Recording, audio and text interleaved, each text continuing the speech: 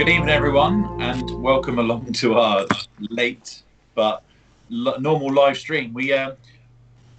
Let's just fill you in. Basically, we tried to go. There's a new feature on Facebook where you're able to create a room, and then we in our minds, or in my mind, I suppose, you create the room.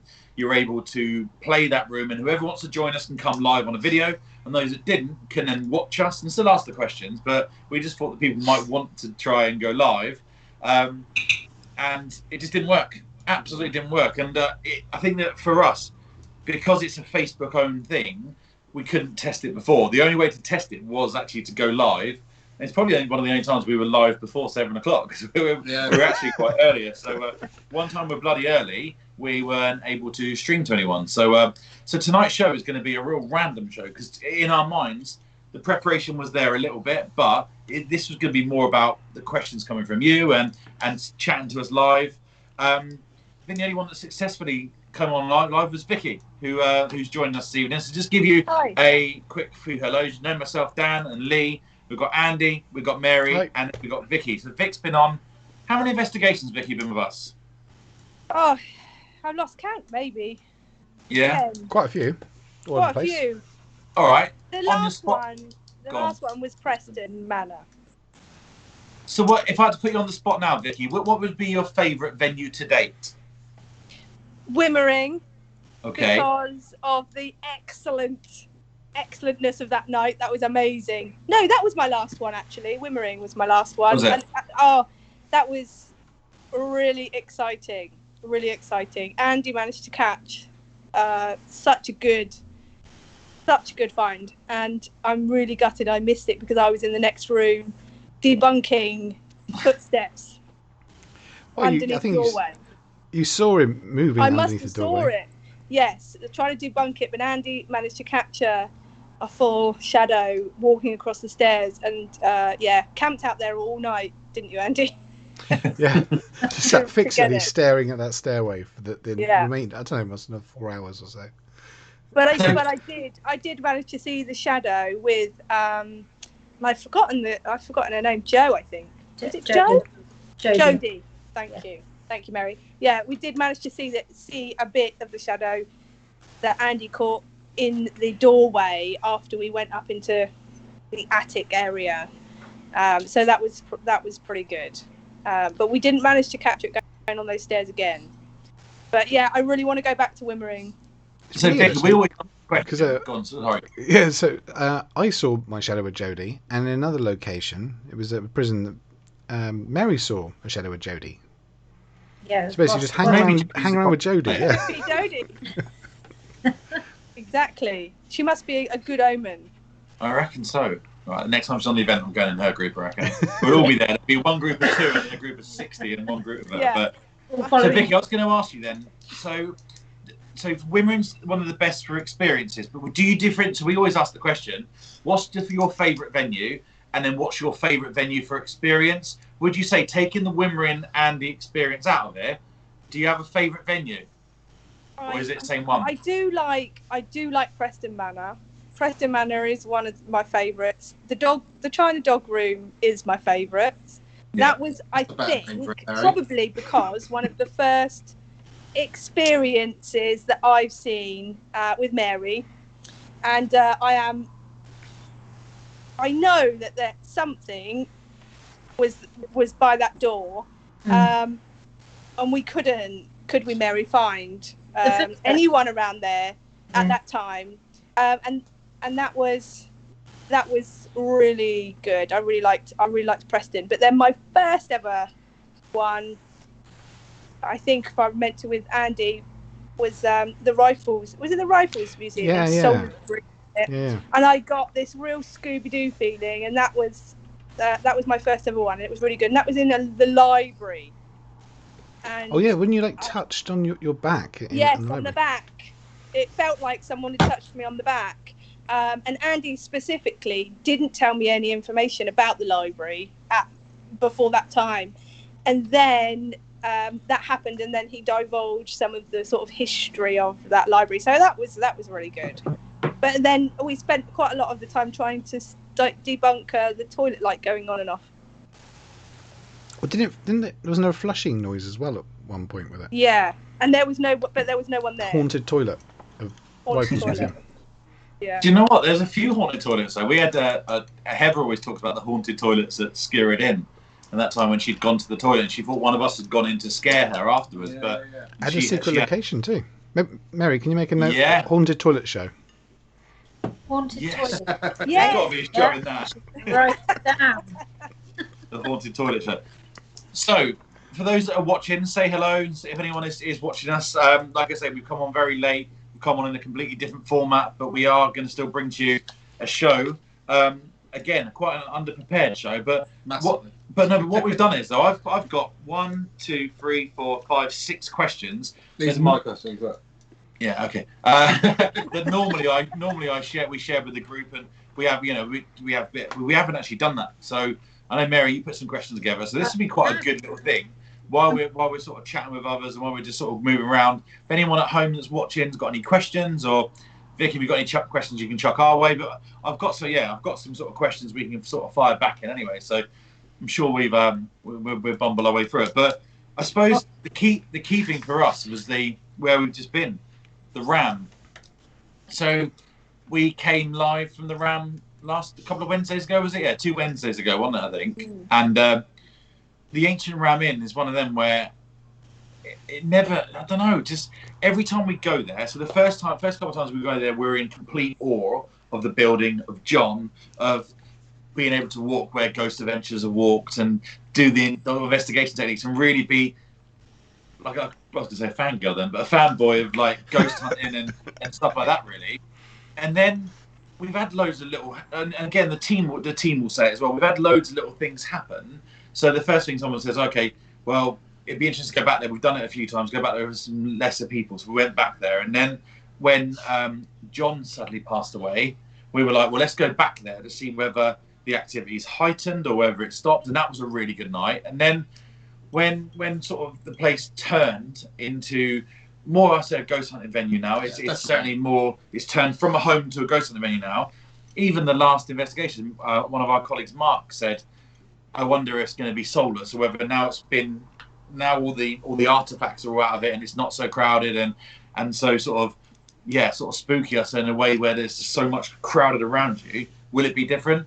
And honestly, it was probably one of my favourite 2 or 3 hours. We've not done it for ages, so we're good. It was just from the off, wasn't it? Literally from the off.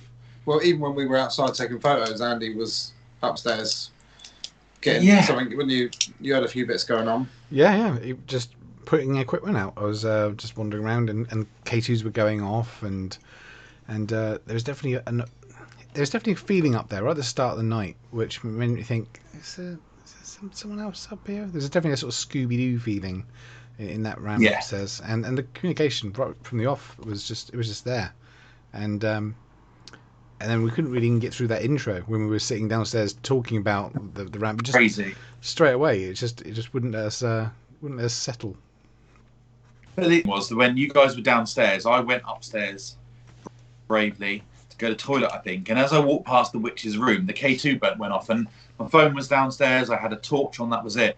And the K2 went off, and then the Capel went off, and I was just having some conversation and saying, listen, we had the camera up, and just sort of saying, listen, if that's you, can you do it again? And you can do the K2 blipping. And even when I went to toilet, it was blipping a couple of the times, and for me to go downstairs and say, listen, I just was chatting to the armchair because that's what I was doing. Literally directing questions. Are you sitting in the chair? I didn't even have a voice recorder to record what I was saying, but the K2 was going off, and then for me to go downstairs and sort of. I just had I don't think we even went into detail. I don't think. I just sort of said, I had equipment going off up there. And then for you to wander up when me and Leah are outside, for it to do it again.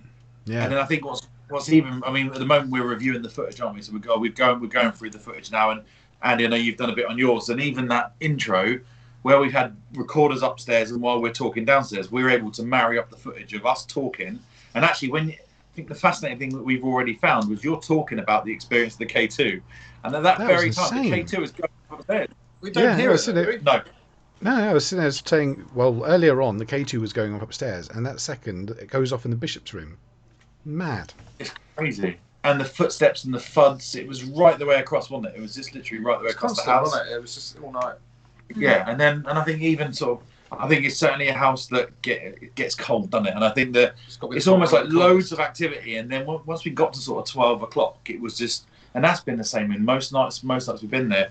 Once you've really given it everything. I don't think you need to stay in places till 4 or 5 in the morning. Remember when we first started? We wouldn't book places, would we? No. One venue was like, yeah, you can do 6 till 12. We're like, no. And actually, do you know what? Because we're saying we couldn't do that in the summer because it's too light. Well, actually, throw us into anywhere now. I know that lockdowns helped with our feelings towards that, but actually, it doesn't need to be light, but it doesn't need to be dark, does it? It doesn't need to be 3 o'clock in the morning. If anything, you're knackered, and your whole activity, your whole very rarely get stuff past sort of 2, 3, do we? I know. No, really. But then I know that when we were sat in the bishop's room, we're having some noises, and then I don't know this.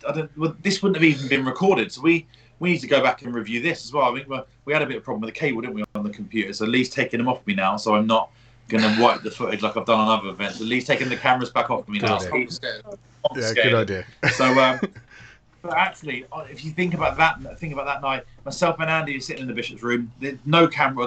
The static cameras going, and Andy's recording, and then we're just generally chatting. We're just almost just listening to Lee. He's in the attic, and then you hear the stone get thrown. So we're underneath it. You hear the like of stone, But actually, when you listen back to the live stream, it was really loud. It wasn't as loud up there, but obviously the sound's enhanced.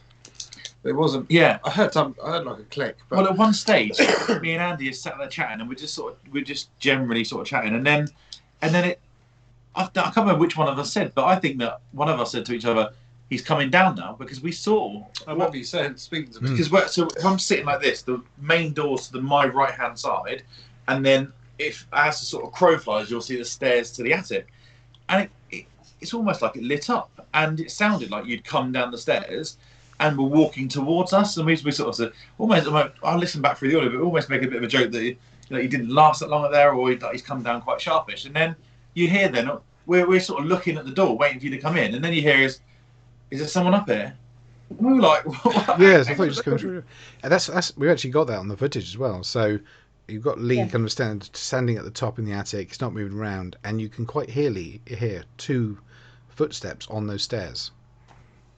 Yeah, amazing. Nice. I haven't had time to sit and. Well, we had a camera in both the rooms, so we would have a camera in the witch's room and the bishop's room. So we had that was recording all night on us, and then you'd had your camera. So it'd been really good. So once we'll have that on by the end of the weekend, we'll marry up that footage, and then we'll be able to have the shot of Lee in the attic, the shot of us in the bedroom maybe, and then the noise that comes through. So Well, we've had that before. We've had almost the door rattle where it sounds like someone's sliding through. So don't know. But the good thing there was because the place is wooden and old, etc.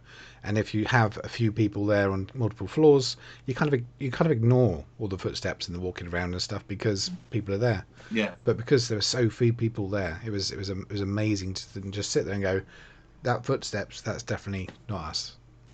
It was just you could see us stop and look up, and then you've been able to marry up that footage already of us looking up, and then it's us doing that. Yeah, just it was all it was really good, and I think it really sort of whet the appetite. I think we're heading back there on the 15th, so Saturday the 15th of May. We are live from the Rams. So it's only next week. Next Saturday. Next Saturday. So we're going live from the Ram. We'll be there probably live from about 8, and we'll aim to lock everything off again, get every camera going again, and then have a real good investigation. I think that we know things we'd do again, things we know how to sort of try and lock off and see what sort of happens really. But we were discussing in the week, we had a bit of a chat, and we were talking about trying to cover more areas, and the cameras we've got a few extra cameras, so that's another plan for next time. Cover the outside and inside, literally deck the place. I think there's some things that we want to try and recreate when we're there next week, and try and debunk it or prove it. There's certainly some things that, while I've been going through the review this week, where I've gone, okay, we need to try and recreate that process, and as I say, with Lee's extra cameras, try and work out how we can debunk it. But Did you see the video that Jay? That's probably a conversation we should have off camera. But did you see the video that when Jason was analysing, where the jacket seemed like it turned? Did anyone get to the bottom of that, or is that? So I was looking at it yesterday, and actually, where we were trying to review the footage of the footsteps and try and work out sort of the timing of when sort of where everybody was. I noticed that a car has gone past at the same time that there's a flash on there. So it's disappointing, but I think it's car headlights. But it's not actually moving; it's reflecting. It's reflective, yeah, that makes sense. Yeah, so I want to double check it, see whether we can try and recreate that essentially. Yeah. I'm not, because obviously I haven't been there for a while, but I just wanted to check the sort of how far the light would shine. Do you know what?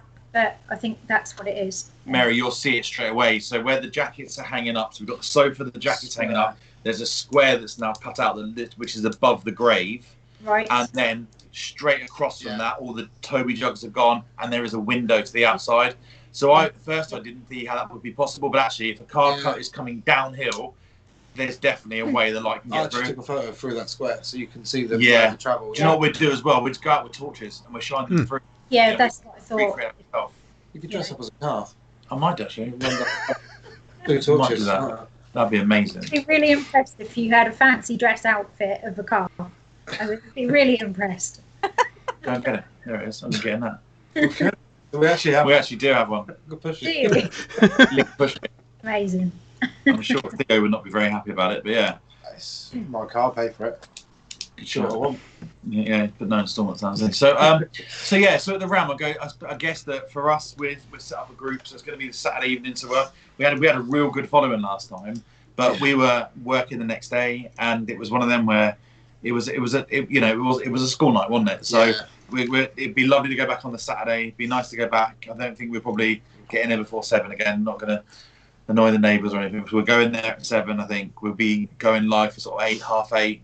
Be nice to travel down there without having to finish work and travel down. And I think that it sort of sets you up in a better mood, really. I'm going to wrap up warm. It was cold last time. I might even have to wear trousers, I think. Ooh. Maybe. Really? Whoa. Really? Trousers? Maybe not. Honestly, I think where I've not been out for so long. That's very true. You're not used to it. I think I've just gone cold. I was at the pub. I was at the pub the other day, and I went home and put trousers on and come back out. I was just sitting in the garden. Yeah, I went out. I'm just. Do you reckon it could be because you shaved your legs or not? It could be. It could be. I only shaved one. Well, they snag the stockings otherwise, don't they? Yeah, it could be the leg shaving. But no, I'm looking forward to get back to that one. I think we'll have a real good follow. Now we know. I'll get it all sorted, and then now we get to a stage where people know where we're going. It's not really a secret. We can advertise it. We can put it on Caroline's page. We put it on all the pages and stuff, and then we're go Facebook Live and then see what we get. Yeah, definitely. I might even be brave and go upstairs on my own. Well, you didn't do it last time, did you? No. I think what most people are probably waiting for, though, is when are you going out again normally? Oh, God. I certainly want to know. Good question. So, I would say there's a 50-50 split at the moment on the venues we've been talking to that want to wait until September, and a 50-50 split that are letting groups in as of the 21st of... there are groups being let into places as of 17th, I think, of May, when you can have more people indoors and 30 people outside and stuff. So for us, we sort of talked about just being sensible and not delaying everything, but maybe doing a few smaller from now until then, from now until September, which again we can invite. It won't be the team all the time because we can just sort of invite a few people, but then maybe look at some smaller events and keep going with them really. But I'm really interested to see what the talk's going to be from the 21st of June. It's 21st of June, isn't it? I think. I believe so. Yeah. Yeah, because that's when they'll announce what's going on moving forward and what's going to happen. I think I'll be more comfortable with it from there. The problem we've got is venue prices have gone up, which because I don't mind saying it, venue prices have gone up. So, and I've noticed with a lot of venues now, venues that you were able to before book and then pay a small deposit deposit or book and then sell some tickets and pay, are now saying they want 50% up front. And where a lot of these venues are saying, if you cancel, they've got a new cancellation policy in place. So I need to be sure that we're safe to go back. It's a risk booking all these venues, and then and that's it. If on the 21st he says, right, okay, we're not. So I won't mention the venue, but one of the venues we did during lockdown last year, we only did it because we couldn't cancel it. And when I went to cancel and get the money back, I was told that actually we're part of you can go and sit in a pub with 6 people. So we're treating everyone the same as that. So you can go into a team of 6 people and then just don't interact with other 6 people. But that doesn't work when you're paying £100 for a venue. For us, we would have to reduce the numbers to 4, 8, 12, 16, and then two team members. And it just, how can you do a Ouija board, 2 meters apart? You can't. So then you start saying, right, you can come on an event with us, but you can't touch this bit of equipment if he's touched it. You can't do this, and it just became so messy that we vowed, didn't we, that we would never put ourselves in that situation again. So we'll go out as soon as it's safe to do so, and as soon as we can find some venues that we can get back to. Really, it was difficult, wasn't it? The event we did during lockdown, before we went back for a break, there was 2 or 3 team group members coming back, disinfecting everything, wiping it, and it took up most of the night, so you weren't getting the full experience. And even with that, we still broke COVID rules, because there was 6 people that are booked on it, and this was an event we booked before lockdown. It was before lockdown, before COVID was even on every news channel. So we booked it and we paid it, and then so we had all the tickets sold. And we still took a loss on it because we needed to reduce the numbers, and then to try and distance, and it was really tough. It was really tough to try and distance it, and then try and say, right, we can do this, but you can't do that. Or if you're doing 1,000 rods, you've got to stand over there, and then you can't really break off into smaller groups because you can't interact with him, or you can't do this. And so I think we're going to come back sensibly, but that doesn't mean we're going to wait until September. I think that there'll be a few little events. So if we can do an event that's, say for instance the 21st happens, and you can go into you can then go back to normal. I think we'll probably still have the face mask. We'll probably still do the anti-bac. I quite like the cleanliness of all that, actually. But if he says then we'll look at going back sensibly. Smaller venue, smaller amount of people, venues we can really control, just to sort of ease our way back into. We've got certain people on the team that have not been out the house, or not sort of done an event, or not even interact. So we need to make sure the team are on board and what's happening with all that. And there's loads of different dynamics, really. Loads of dynamics before we launch. And I think that we sort of got our fingers burnt a couple of times last year by having to do an event when we really didn't feel safe. So it's not just us. We can't run an event as me and Lee. So we're then getting team leaders to come down and help us. They're travelling, which was let's best be honest, they're travelling, which was illegal. They're going into groups of more than 6, which is illegal. You got to look at an event like that. If you're booking, you have to sell 24 tickets for to cover the venue costs. You could be in a hunter. You can be mixing with 12 different, including the team leaders, including everything else. We were breaking COVID rules left, right, and centre when we were just trying to do our best and not. Even without the option to cancel. If not, we would have cancelled everything last year. So we have been chatting to venues. We have loads of places, almost a skeleton diary put together of where we're going to go and what we're going to do. But it's just holding off yet until we know we can do it for sure. We just got our first hello of the evening, 26 minutes into it. Hi Lee, how you doing, mate? Evening, Lee. Thank you for messaging, mate. Hopefully you're busy there. Should go for a pint, shouldn't we? Yeah, we're going to see her. We'll come and see her. That place is definitely haunted. We might have to go and help him. Yeah, take a catering. But that answer to your question is a long-winded 10-minute answer, Vic. But at the moment, it's got to be safe. Just let me know. Of course. And it's just like I say, some venues are saying no. Some venues are saying no. We're not coming back yet. Wait till the 21st. Some venues are letting us book, but they want all the money up front, and it's almost, if you're going to cancel, it'll be on your own head. And we're just taking it slowly at the moment and playing it by ear and just being safe. What we do know is the sort of secret location, or the worst kept secret in the world location. So our private location, they want us, but they've actually had paranormal activity since we've gone, since we last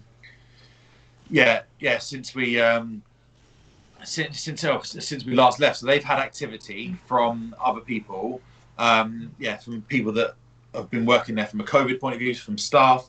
So they've been ones that are trying to get us in. So that's probably our first couple of events we're going to do in sort of. So they're not reconvening until September. So once that's quite a large area, isn't it? That's quite a large place. Yeah, so, you know, and they're realistic. Yeah, and they're realistic in terms. So you could go there with maybe, 3 groups of 4, 4, 8, 12 people, 3 groups of 4, and you could really not see each other, could you? Let's be honest. Apart from the mess room, which you could have one table bottom left, one table bottom right, and one in the middle, and still have to shout across. You could really control that one. So I was hoping they'd let us in a little bit sooner, but they're not at the moment. So Lisa said he can deliver if I'm at Dan's. I'm not at Lee's, mate. Unfortunately, that would have been amazing. But Lee's our local landlord and pub opposite, so he's offered to deliver us a pint. How nice would that be? And then my dad's put hello to you all. Hello, mate. You're right. We were just chatting about the Ram, mate. I know that's one you were keen to get back to, weren't you? He always said about that one. It's one of the favourites. But evening, Dad. So evening, Dad. So questions then. Let's talk about some questions we had then. So I've got a question. Well, let's go. Right. So, okay. So now we've experienced. This is the question for everyone and Vicky. We'll all answer this together, right? Now we've experienced lockdown and a long period of time without investigating. What are you going to do differently, Mary, when you get back investigating? Is there anything you've learned from reviewing? Anything you've learned from not being able to investigate? Yeah, what would you do differently, if anything? Everything. I mean, there's a lot of things that I've kind of sort of. It's interesting when you're reviewing back. It's interesting watching yourself back and sort of going, okay, that didn't work, and there's some things that we do well, but yeah, one of my sort of bugbears is saying, can you do it again, please? It's we all do it, and I've been thinking over lockdown, how can we sort of change our ways in sort of not asking that. There is a reason that we ask it, because if you have validation, isn't it? Yeah, validation. If you have a knock, you want to hear. If you believe it's a spirit, you want to hear, do it again, and it's validation. So I've been thinking, well, how can we change that? And I have been thinking of sort of perhaps asking the question slightly differently and sort of saying, can you manifest, and show us that you're here? Or can you make a different sound so that we know that it's you? So rather than sort of asking, can you just do that again? Because to be fair, we don't ask that if you're having a conversation, unless you mishear somebody, you don't sort of say, okay, can you tell me your name? And then can you say that again? So yeah, so do you? Eh? Yeah.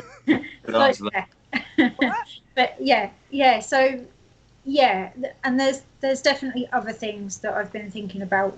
Well, because when you're reviewing your footage back, there's lots of things. So yeah. But what about you, Andy, then?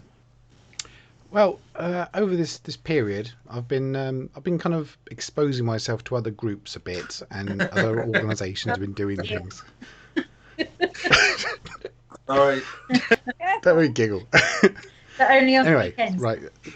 And so I've been trying to kind of open myself up a little bit, and kind of just try and take in lots of other people's techniques and the thoughts and things, and see how they kind of fit in with the things I've been thinking of. And there's like Mary said, there's some things we do which seem really rude. If you're imagining and you're taking, for example, that there's a spirit in a room, Yeah, but then walking in the room and starting taking photos randomly of and hoping to catch it is rude. If you were sitting in a room and someone walked in and started taking photos of you, that would knock you right off. So one talk I watched was talking about the fact of walking in a room and just saying what you would say to a normal person, saying, I'm just going to take some photos. Do you mind? Can you let me know there's a problem with that? And then do it, because then they said that they've been quite successful, I think, with a lot of their experimentation, and I think that kind of fits in with the way we do other sort of calling out, based on trying to be polite and considerate of anything that might be there. So some of the other stuff we're good at and focus on trying to do that, but other things we just kind of ignore that we might actually be interacting with something intelligent. Yeah. So yeah, and go to court for the exposure. I think I've realised I'm faultless. I think me too. There's nothing that we would do. If anything, we just want to continue being awesome. Yeah, just no, genuine. But that was born out of, that's not genuine what I said. Two things. One, I am really, really great at, and from an EVP point of view, on my very first go, saying Dan Marchant, Wimmering Manor, upstairs, second corridor, investigating with Hev. Once I do that, and then the rest of the time I don't. So I'm really good for 20 seconds of an investigation, and what I've learnt is going back over myself. I need to do that. I just need to do that every time I change a location or change a room or just be explicit. So again, if you're doing little bursts and stuff, you can follow on, but where I'm not good at, what's that?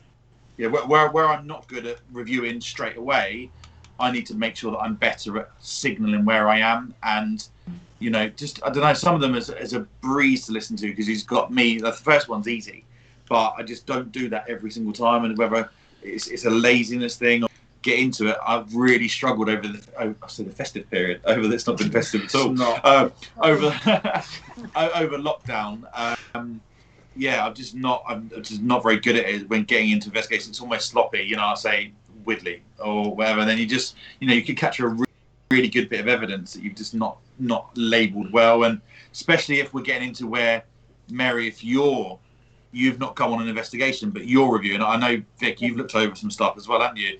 Yeah. And if we're not signalling to you, we're not helping you, doing the bare minimum of this is where we are, and this is what we're doing. It's like the RAM, isn't it? You could be in one of the bedrooms and a car could go past, but you wouldn't know we're up there. So if we were in the, RAM's a really bad example. I know what you mean, though. Yeah, if you don't pinpoint where you are in a room, then you're never going to know listening back. Yeah, definitely. So I think that's sort of a lessons learned and what I want to get better at. And I think the second one is to film more. Like we've got chest cams and body cams, VO, and they're not night vision, but they will record. They've got tripods. We've got some Sony night shots, so they're the screenshotting them. But we've just realised now, after owning those cameras for 6 or 7 years, if you've got power in a room, we've got the docking station, put them on. You don't need to see the viewfinder because you just press record. As long as you know, I think one of the viewfinders works. We set up one of the viewfinders, what we did around the other day. We set one tripod up or one docking station, and we had the viewfinder that worked. I stood in the corner of the room. We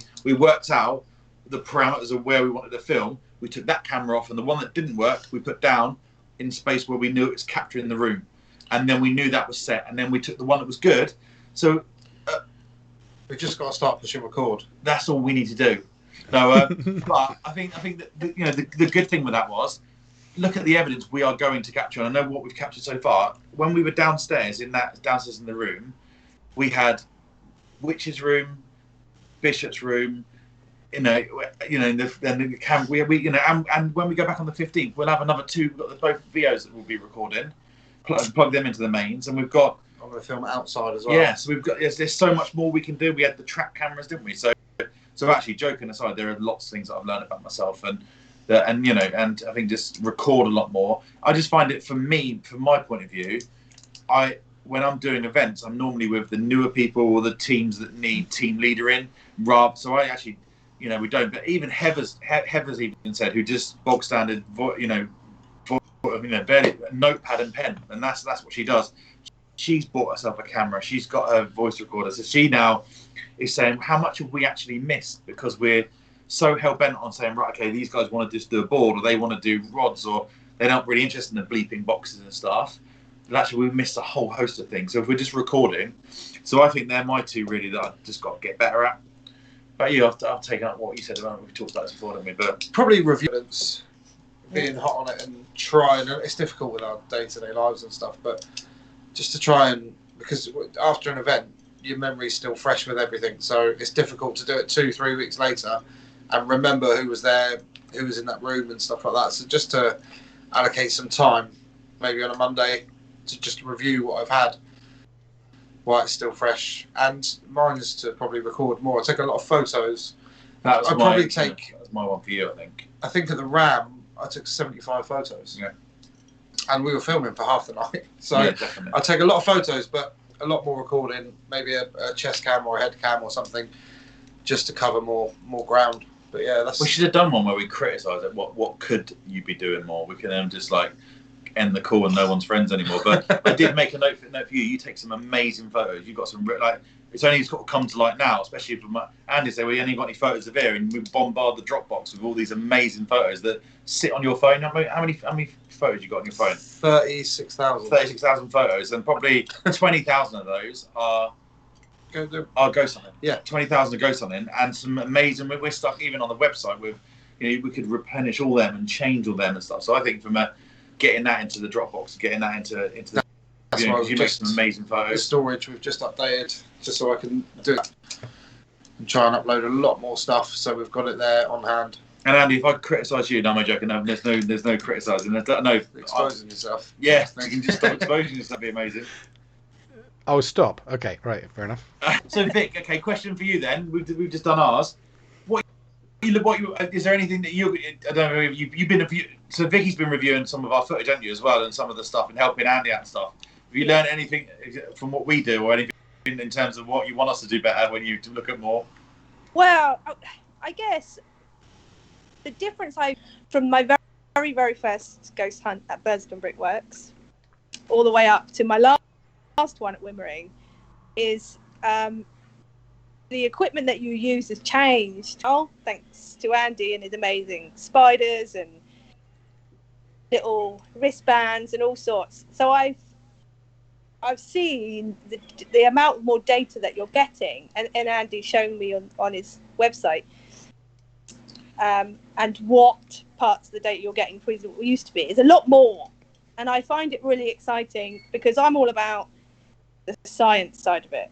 I'm all about let's prove scientifically something. So I love the fact that you've got more on the electronic side, trying to capture it with the cameras and the pictures, spiders and all sorts of stuff. And I've seen some real amazing footage that Andy's kind of sent me. I haven't been able to be on one since I was pregnant, so I miss it a lot. Yeah. So, he bombards my WhatsApp with videos saying, look what we found. What do you think about this? And the last one I saw one of the Ram, and I was like, can you just try and debunk that for me when you're there? Because I don't believe that one. I'm not sure.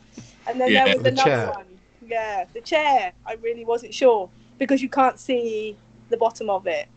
But I love the fact that you're managing to capture more of this stuff. So I think carry on with all your tools and everything and your pictures, because for us that we can see it.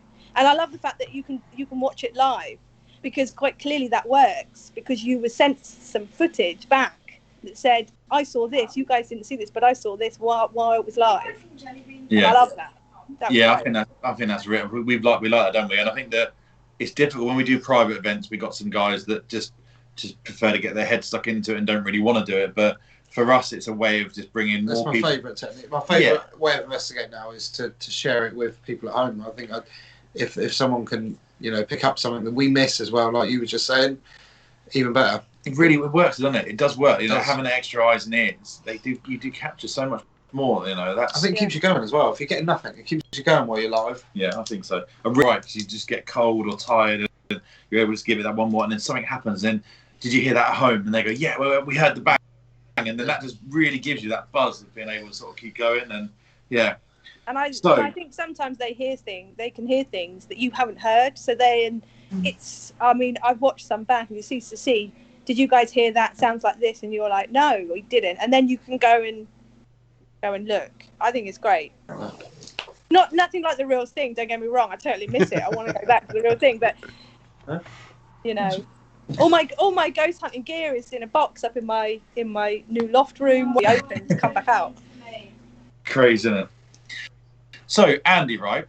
I read somewhere, and I won't say any names, but someone they were talking about equipment and stuff, and someone in the ghost hunting world actually said, "I can't believe that people buy all this equipment, be taken down the road at these flashy lights signal a ghost, or this thing does a ghost," because, in my opinion, it was very much his opinion.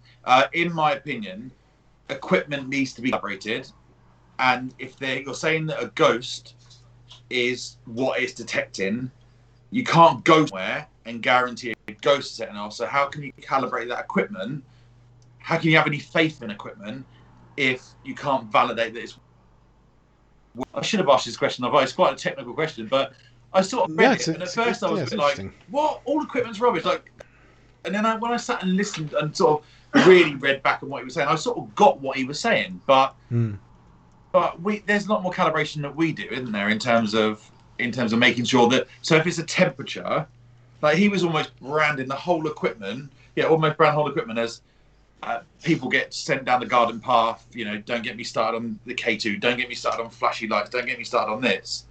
And I thought, that's a real blanket statement to make, when actually there is calibration that can be done on the equipment to make sure it's, at least if it's a temperature, it's picking up a hot spike, it's picking up a cold spike. I just wonder what your thoughts were on that, Andy.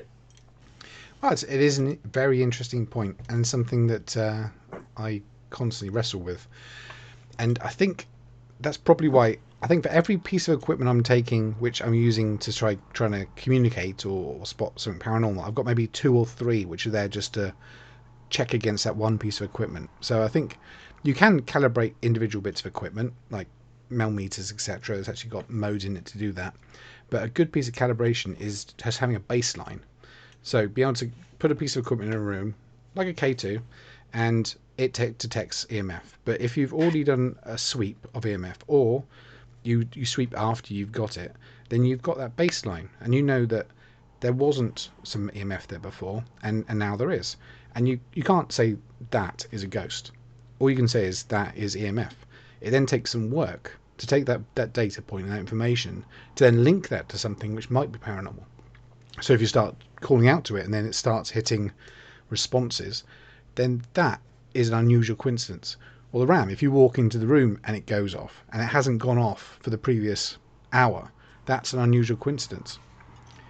So I would say that equipment definitely has its ups and downs, and there's a lot of equipment which I flat out don't trust, and I've gone through a lot. I've got an entire metal rack in one room which is just full of equipment, and I only use like a bit of it, and I've just gone through so many bits of equipment which have been, I don't know, they interpret it too much. So for example, like temperature, if you have a box which then measures temperature and it measures something else and then it gives you another response, how can you really know what triggered it? How can you know what really changed the environment to make that thing happen? And things like apps, for example, and there's another one. So that's using random sensors inside the phone to then produce some output. How do you know what's really happened? So without knowing what's happened, you can't really get that baseline, and you can't really debunk it because you've got nothing you can actually check. So for me, I would say equipment is good as long as you know how it works and you know how to get a baseline to be able to prove it isn't natural. Yeah, agreed. Yeah. So you hear a lot, or tell me, this is a REM pod, it's exactly the same as a K2, and you think, actually, do you know, it's not like, and I think it maybe does come down to the understanding of the equipment. I sort of get what this guy was saying, but you know, if let's be honest, cards on the table, you could say the same about mediums, and this is going to be really contentious, but you can say the same about mediums. How do you calibrate? I'm sitting here and saying, right, Vicky, next to you there is an old man wearing a hat, right? Now that's me sharing my ideas to you. You know, that's what I've seen. Oh, I haven't picked, by the way, but that's what I've seen, and that's contentious in itself. Or we're standing in the room and going, I've just seen this over here. So I think that's the same for everything that we do, everything we do in investigation. So it's one of them where if you want to sit down and be like that about all equipment is rubbish, you can't calibrate it because you don't know where ghosts are. Actually, you could say that for mediums or spiritualists. I've seen more rubbish through humans than I have equipment. I agree with the media. I agree with the mediums. I really do.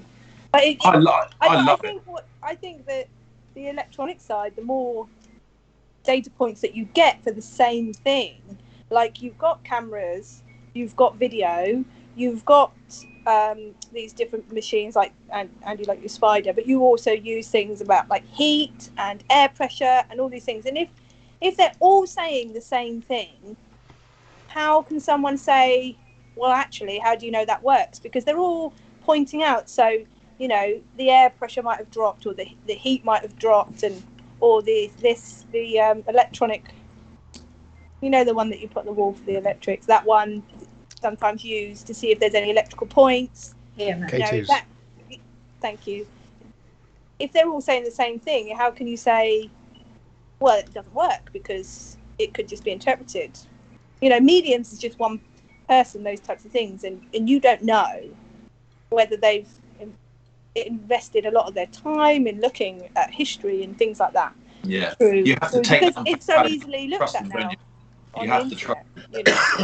You know, you're reliant on getting that person that's that full of trust. You know, and you are. You know, I think that the TV mediums and people that have to perform have been found out by people like whistleblowers that have come out and said, "Oh, actually, no, he knew where they were going," or we get this guy and he hasn't got a clue where he's going. Well, they do. And some of this film is done over 2 or 3 days. So yeah, it's an interesting question. Ash has gone.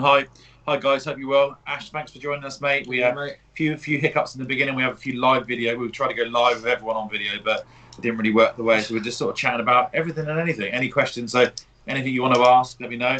So Mary, they were my questions. Did you have anything additional, anything you wanted to ask? Yes.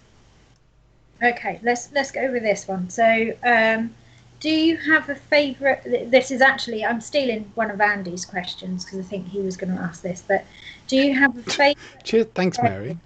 Sorry. That was it. That was my one and only question. I've stolen it. Oh, I'm going to have to go to my plan B question now.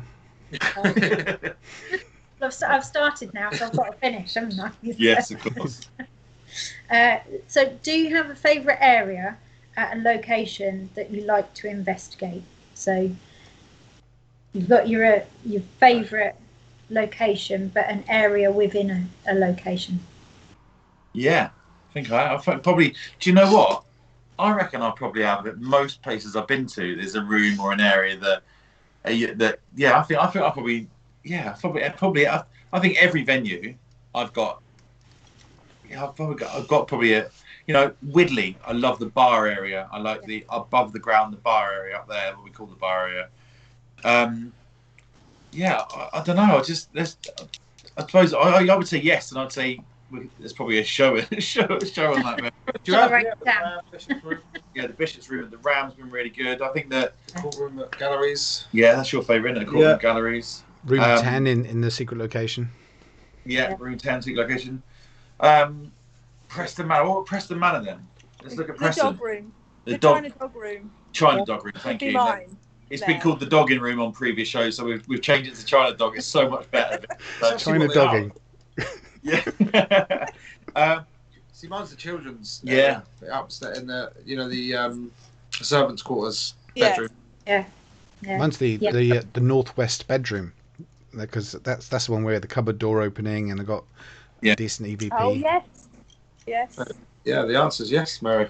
Yeah. Do you know what I think as well? Andy, sorry. Yeah. Yes, that's my question. I think with that as well, Mary. I think that it's one of them where. Do you go to the venue then? If say for instance we're looking at, let's look at the secret location, whatever. We're quite lucky that we get maybe the chance to be there for all 3 sessions. But if we're then separating it, Mary, you're in group 1, group 2, group 3, and you're going there first, second, or third.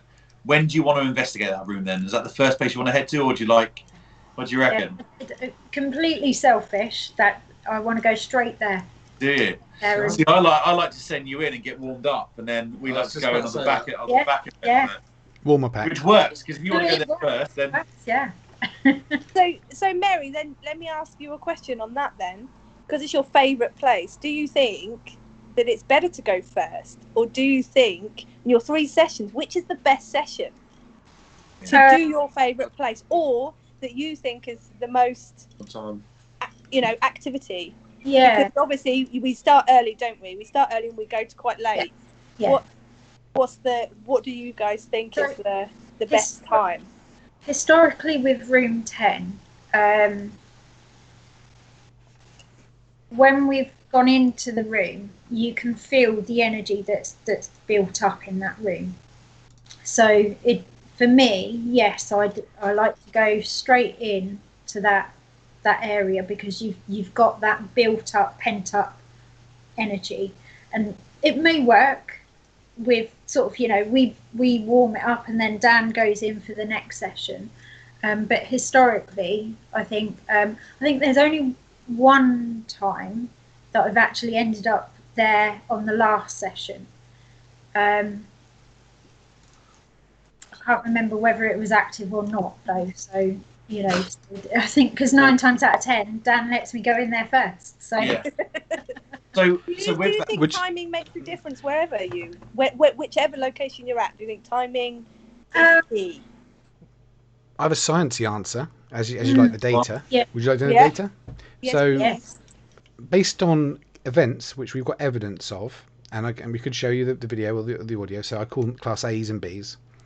Between 10 o'clock and 11 o'clock, that's where we get 22% of our events. And then the other time, the one below that, is 9 o'clock to 10 o'clock. So 9 to 11 is more than half the amount of recorded events. So on that, let me before we even looked at the sciencey side of things, right? So when I predominantly take the newbie side of things, the first session... Yeah, no, I not just newbies. I say maybe across the board. In my mind, the first session, you're getting to know each other. You're getting how things work. You've walked to an area. You're getting set up. The second session is where I think we get most of, and that backs up by those figures. The second session, we know how each other works. We know what we're going in there to do. We know what people's likes and dislikes are. And then the last session, people are tired. Energy drops. Yeah. People are tired. So I would say that between 12 and 2. Or between probably 12 and half 1, that's a hard session, and that can be dictated though by how good the previous sessions have been. But yeah, and that's why I sometimes like to keep the room I'm excited to go to till last, because you've got something to look forward to. But then I think actually, then you think, right, okay, actually, have I got enough energy to do that room? So I think the middle room has always been the best for us. Well, that does, from the data, that seems the most. Yeah, backed up, doesn't it? That backup. You see, this is why I like data. And do you know what? For the first session, the first session you're going, Lee, you press the button. Oh, fuck, Andy, listen back to it. Whereas the second session, it's flowing, man. The spider's flowing. We know what we're doing. It's like we're I was going to swear then, but we're hot at. We're hot at that then. So we're able to click it. I like the wristbands because you turn it on. And you can forget about it, but it's still recording. So even if you forget something, it's still recording. Unless you have a break and go for a week. Yeah. Sorry, so Mary, did you have any other stolen questions? What are you saying there, Vicky? You've been recording going to a wee? Maybe. Who knows? I've probably got hundreds of hours of that. That's shocking. Yeah, I've got hundreds of hours a week. More toilet footage than George Michael. Sorry. So this one's a little bit more of an equipment one, and I've actually been asked this question. Okay. So, if you were a beginner, is there essentially a beginner's ghost hunting equipment that you would recommend to anyone? Yeah, voice recorder. Yeah. I honestly think a torch and a voice recorder, and just get. I always say, listen, the biggest obstacle on events is yourself. I think that an event can beat you if you're a little bit worried about it. It can be too excited about it. And I always say to people that some of my hardest ever events is when everyone puts their hand up and says, I believe in I believe in a ghost. I actually prefer it when the room is a bit 50-50, or my group is a bit, I do believe, but I want to see a bit more. Sometimes I think my best advice for a newbie is if you've got a piece of recording equipment, an open mind, and a torch, right? And let's go on a venue and let it, just be willing to participate. I'm not asking, that's Chinese then, be willing to participate. I'm not asking you to, go off on your own and stuff. But I think that for me, voice recorder, torch, and an open mind is the 3 best things you can have on your first investigation. And then just be willing to try different things. And and that's, I think, the best events we have is where people are like, I don't know, I'd like to believe, or I've not really seen enough, rather than everything's a ghost. Because then you're going, listen, that wasn't a ghost, that was Dan moving around, or that was Lee moving around, or that was the chair, or that was this, or that's a bat and that's a rat. And it's about people that sit down and chill out with it. They're our best nights we have from a newbie point of view. But I don't know, really. I think that the biggest mistake you can do is think, right, okay, I'll get one of these, and these, but actually, you actually probably won't use half of these. So actually, I would say you get that team leader box. You can spend quite a lot of money. I've had loads of people say, what do you reckon I should buy? I'm like, well, actually, do you know what? Use ours. A decent torch. Yeah. But use ours and see what you like to investigate. Like, come on the second one and then see, actually, do you know what? I really love the way the K2, I love the cat ball. Just some inexpensive stuff. When we go on an investigation, when it's just us, I have a K2, a cat ball, and a voice recorder, and I didn't even have a torch at the round, did I? No. I borrowed Lee's Randy's torch. But so we were both wandering around that start, and right, it was pitch black, and neither of us got a torch. Yeah. We were just feeling around in the dark. I would say until you come on an investigation and see which way you like to investigate, then I would hold off purchasing anything until you really sit there and think, do you know, actually, I really like this. Vicky, what was your first piece of equipment you went out and bought? Well, actually, Andy very kindly bought me that one for my birthday, and it was a voice recorder. And then I bought K2. Cool. Yeah, same. Yeah. Hi, Nikki. Hi, Nikki. You good? And a torch. Yeah, I barely have a torch. I'm really rubbish at torches, but yeah. It's good though. You seem to blind me with the torch all the time. We'll put it on strobe light thing. Yeah, I'm not, so you're better off for that. Intentional. Yeah, and then I think, right, I'll just wander around without a torch because I'm not scaring people. But then actually, that's more scary, walking into a room without a torch, or someone just appears without a torch, than actually someone actually walking up a corridor or walking up a tunnel with a torch. You should be prepared for them to come along, rather than someone jumping out at you from nowhere. So yeah, I'm not quite sure I could go down the wiggly tunnels without a torch. Oh God. Yeah. No. I think it's better not to see, I think, than it is to actually see. Not those tunnels. Because I just, every time I feel like something is behind me. The thing is, with the noise in there as well, the echo, it sounds like there's footsteps behind you, and that actually brings us back to people being beat by venues, or people being like, because it's so psychological. And I've said this right the way through from a newbie point of view. Like, you've gone on our website, and our website says spooky this, ghost this, haunted this, paranormal this, right? You go onto the write-up and it'll say, will you experience the Headless Horseman? Will you experience this? Come along if you dare. So you're all in your mindset. You're coming along. You've checked out the equipment we use. You checked out what we do. Maybe you watched a YouTube video where we've caught this voice and that voice. You come along to Ghost Hunt, I turn the lights off. Like, you can't be any more suggestive than that, really. But short, then it's making sure people sit there and go, actually, and this is the first thing we do from a newbie point of view, whether it's me or Hev or me and Lee. Well, what do you want to do first? Actually, what I want you to do first is just sit. And let's just sit here now. Let the other group settle down. Every group. Session. Let the other group settle. Let the other group there. Let's let they're moving their chairs. They're doing that. Let's just sit. I think it's important to get the sounds of the building as well. You got different noise going on that you can then, rather than jumping straight into it, have a bit of silence, have a bit of listening, and. And then I think from your experience, you're able to go, actually, I know what that is. Yeah. That was this, or that was this from the, or that was this from the, this is Lee moving around, or that's Dan moving around. Especially that the banging in Widdy's a great example for that. When someone there on the, whichever way they are, on that wooden flooring, it sounds like World War III started sometimes, with everyone with 6 or 7 chairs. So actually, it's about sort of grounding themselves. And I think that's a great way to start. Let's not jump on a board. Let's not jump on anything yet. Let's just see. There's no point. Okay, great example. You don't just pick up a phone and go, hello. Like, you only pick up the phone when the phone's ringing. And so, just thought that myself. That's really good. But it's very good. You don't pick up a phone randomly hoping someone's going to be on. You want to try and communicate and talk to people that are actually there. So sitting down and going, okay.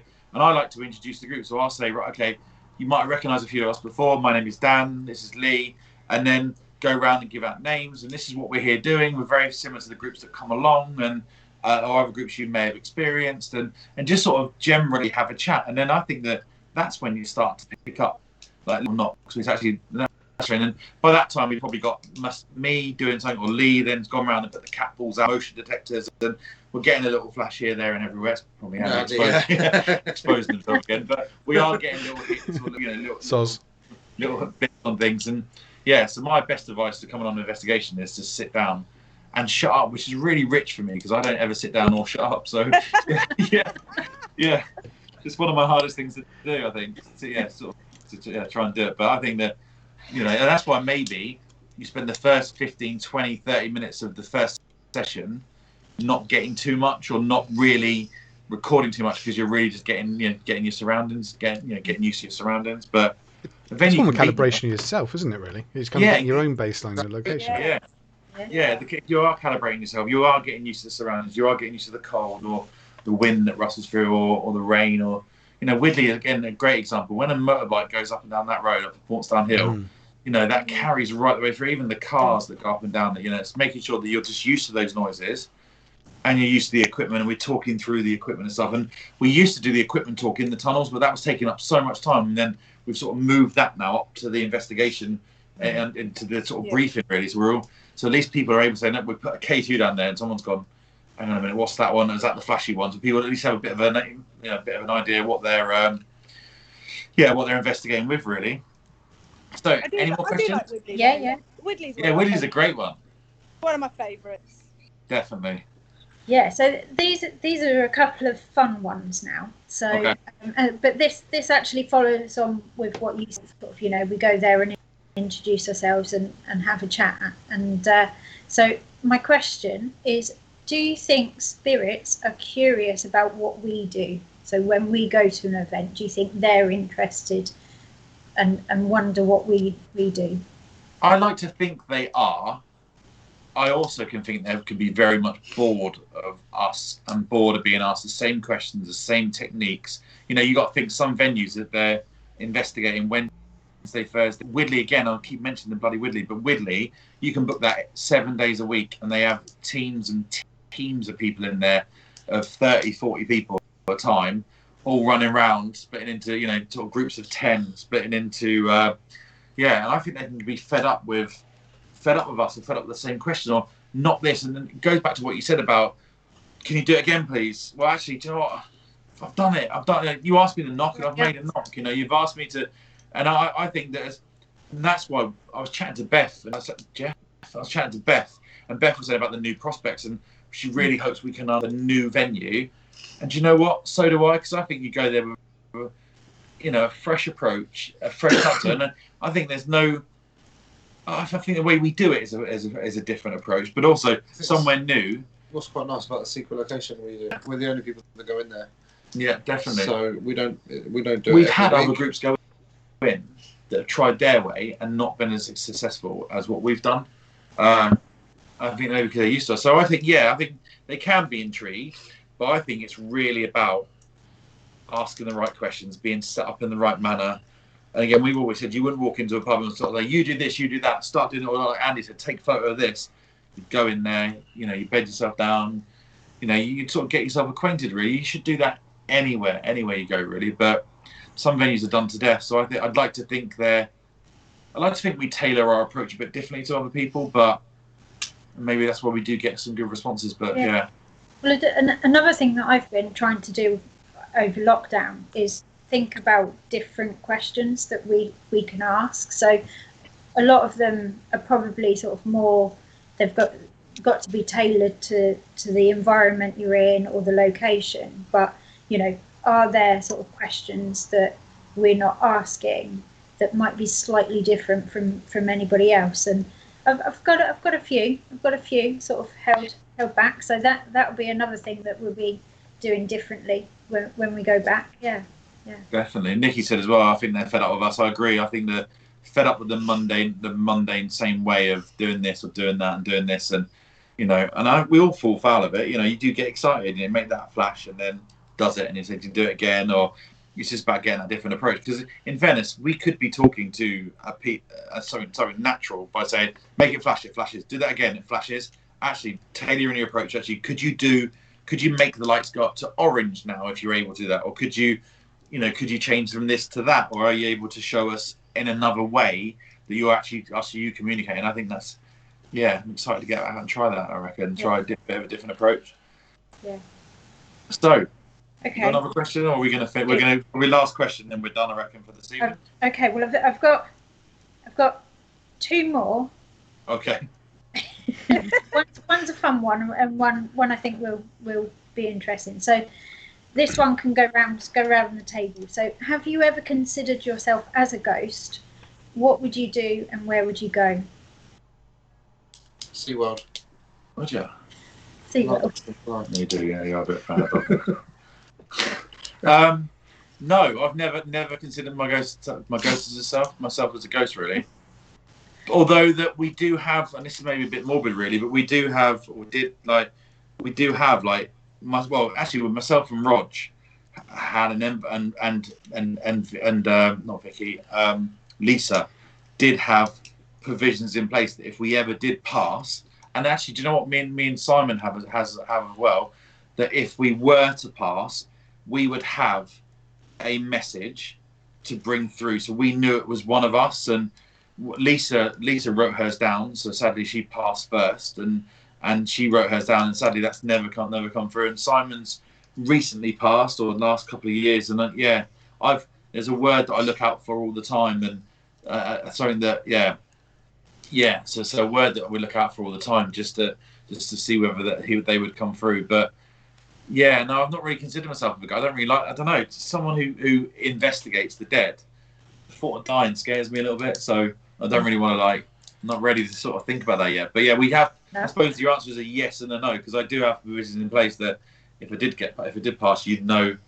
I don't know. I think that my feelings are really raw, certainly for Simon, that I won't take. If someone said to me, "We've got Simon here," we talked about it 2 or 3 weeks before he passed away. We talked about what he was going to do. So actually, I wouldn't take that. I wouldn't take it, and I haven't done. And there was one, I think, some dowsing rods, probably 3 months after he passed, where they actually tried to come and get me because the group tried to come and get me because they had someone who went to the S from the rods, moved to S, and then said they knew team leaders, and then they were pointing towards my tunnel, but so bad, pointing towards where I was in the location, and that pointing to where sorry, Lee, it's a real deep and meaningful conversation. You just ruined it. But actually, you like the bit, but yeah, so they pointed towards me, but actually, we have a message that he was going to say when he came through. So.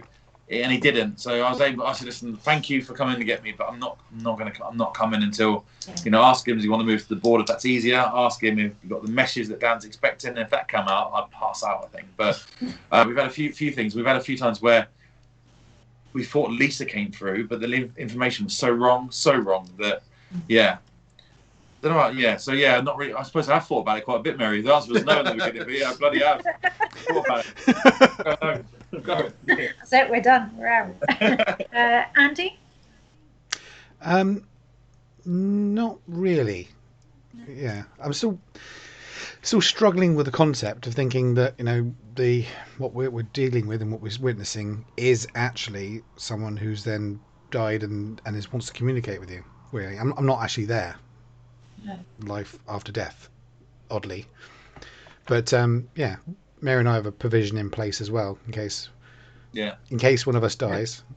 It might not happen. I think it's good to have, but I'm looking into that.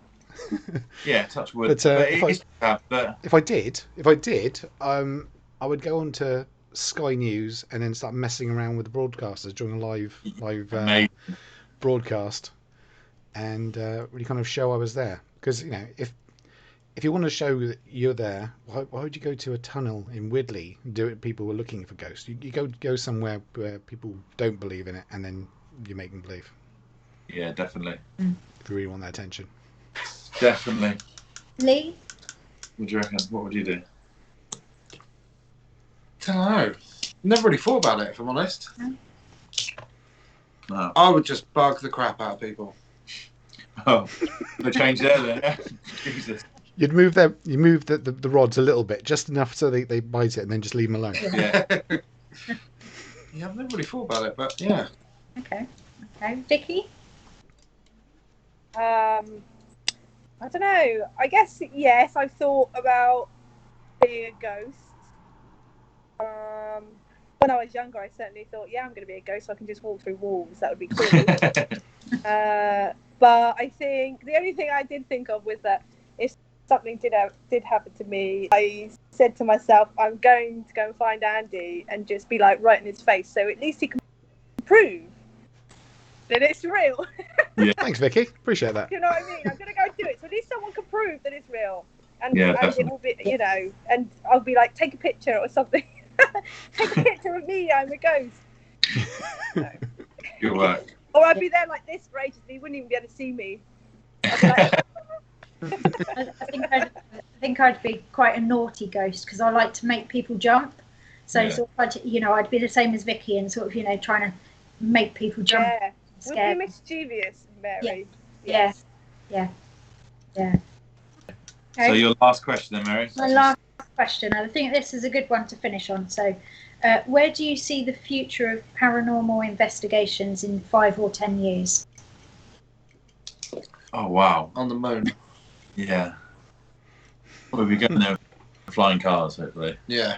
Do you know, I put a question: what's new for what we're looking forward to differently, but what's new for 2021, 2022? So I've not gone 5 years. I don't know. I'm hoping that a few more venues will open up for us. So if you I'm hoping that the positive side from COVID is venues need money, and venues will think, actually, do you know what? These guys don't need lights as long as they're properly, or they don't need electricity really, apart from a T-urn. And actually, they're out there doing the right thing. They're respectable, and hopefully we'll be able to get into things in national grid, national trust places, and people. And I think it might open a few more venues really.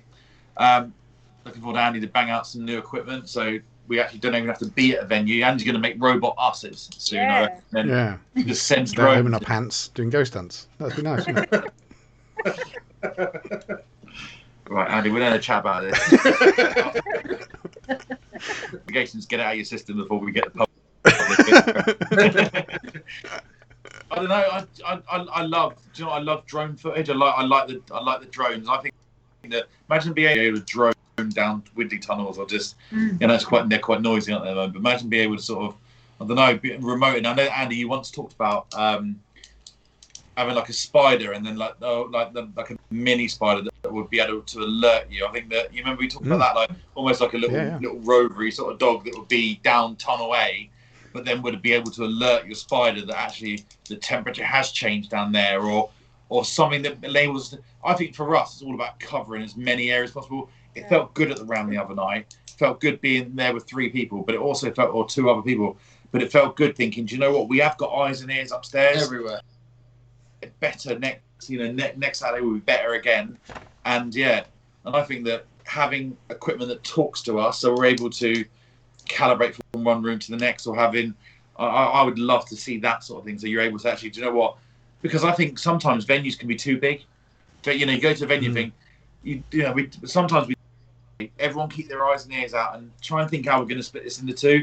And I love and hate the venues where people go, I don't know how you're going to do it. Or, if they're too small, they're a pain in the ass, aren't they? But if they're too big, people go, don't know. You think like, we're going to give you prison A wing and prison B wing, but you've only got an hour and a half to do both.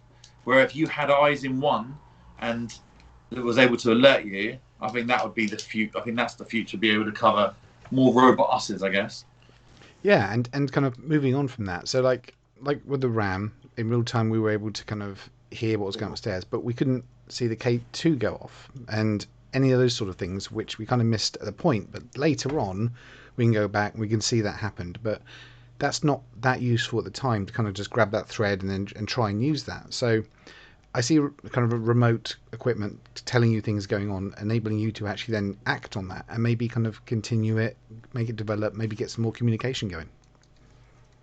because it's brilliant, isn't it, that we were downstairs, we were able to capture that the K2 was going upstairs, but that was something like, if that's you, can you do it again? We're asking for, right? And the K2's gone up upstairs, but we're not hearing it. So that could be their only way of going, listen, bloody hell, I'm doing it up here.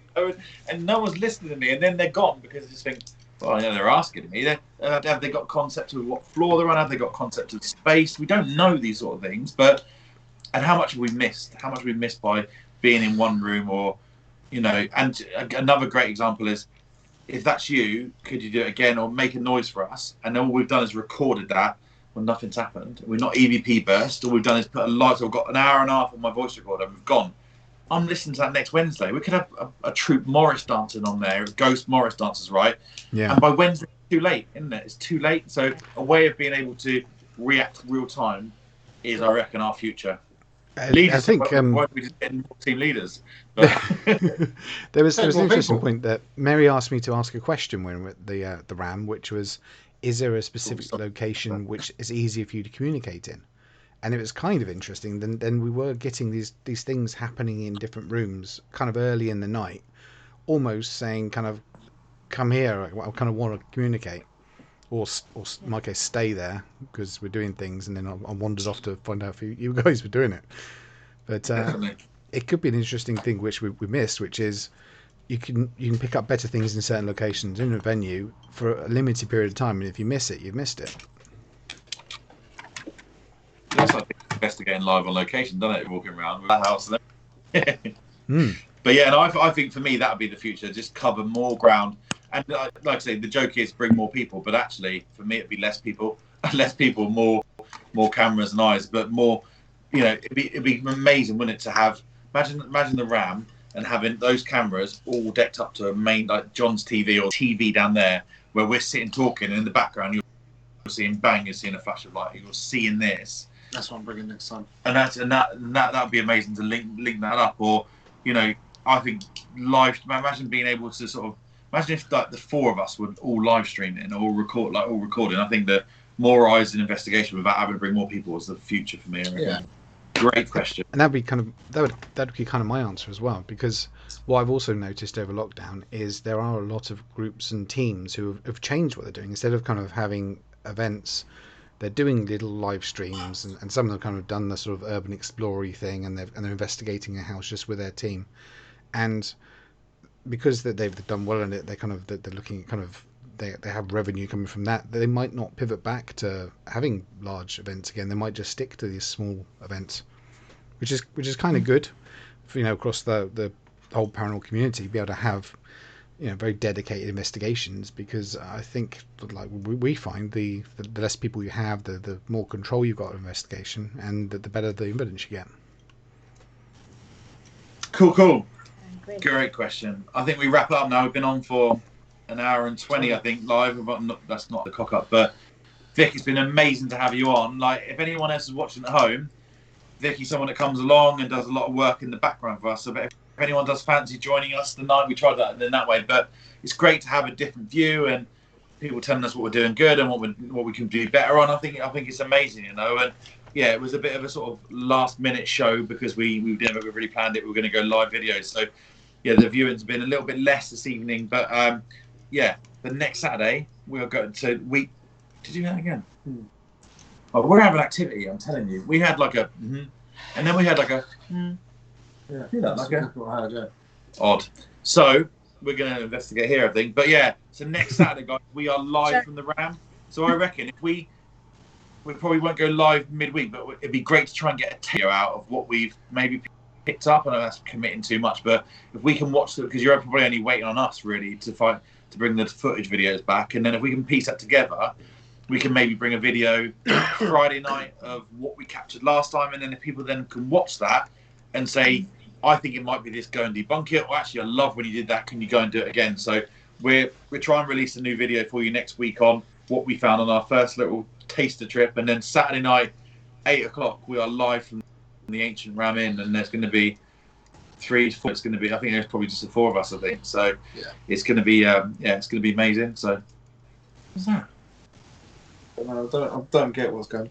You locked the door, didn't you? Yeah, I've locked it. Yeah, Weird. shut the windows. And Anyway, thank you everyone for tuning in. Vic, thanks for coming on. It's been amazing. You're welcome. Thanks for having me. Thank you, Mary. Thanks, Andy. And thank you everyone for the comments at home and watching at home. cheers, guys. We'll see you at the round next week. Bye, guys. See ya. Thanks, everyone.